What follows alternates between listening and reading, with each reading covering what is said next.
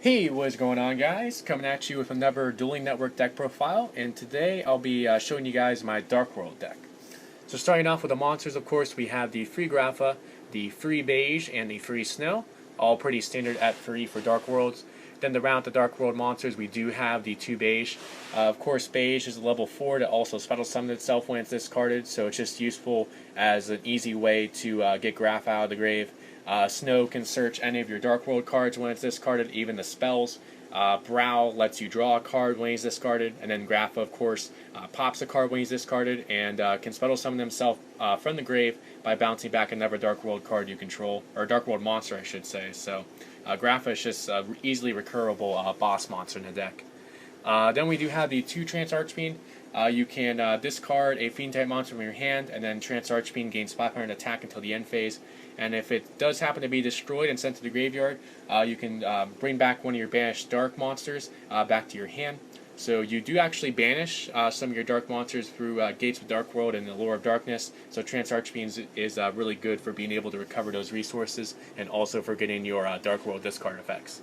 Then to round out the monsters, we do have the 1 Tour Guide. For spells, we have the triple Dark World Dealings and triple Drag Down into the Grave for more draw and discard power. Drag Down especially is good because you're getting to see your opponent's hand, which does make Mind Crush that much more live. The Free Gates of Dark World, of course all your Fiends gain 300 attack and defense, and then once per turn you can banish a Fiend from your graveyard, discard a Fiend, and then draw 1 card. So you're just going so plus off of that play with all the draw and deck fame power you're getting off of that play. And also the attack and defense buff can be really good as well. The free Upstart Goblin for more draw power. The 1 Allure, since all 14 monsters in the main deck are dark, and you do have a way to recover back banished dark monsters with Trance Archfiend. The 1 Foolish Burial for dumping Grapha, and then finally the 1 Raigeki. For traps, we have the triple Phoenix Chain. With Skill Drain being limited to 1, I did need to put in another Effect Negation card, so Phoenix Chain kind of took that spot there. The free Mind Crush, as I said, really good in combination with Drag Down to the Grave, and also good against those search-heavy decks. The 1 Eradicator, pretty much every single deck out there, for the most part, is pretty reliant on either spells or traps. So Eradicator is just really good for destroying all of either spells or traps that they have on the field, in their hand, and any that they draw for the next 3 turns by just simply tributing a Grapha that you can easily bring back. So Eradicator is just a very powerful card.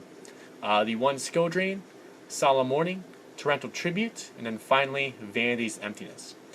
For the side deck, we have the 2 Effect Veiler and 2 Max C for hand traps.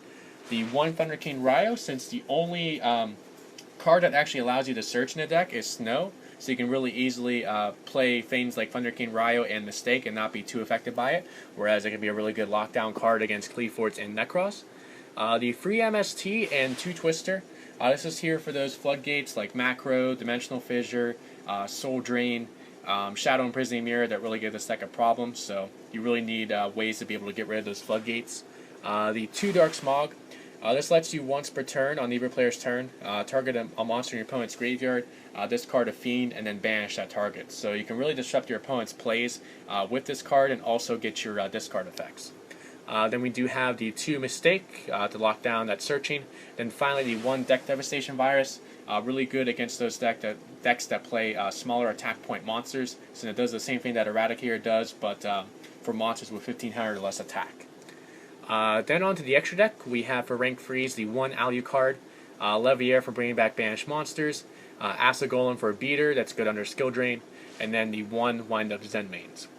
For rank 4s, we have Abyss Dweller, Castel, Exciton Knight, Gagaga Cowboy, 101, 66 Master Key Beetle, since all your level 4s in the deck are dark, and then of course the combo of Ptolemaeus and Diamond.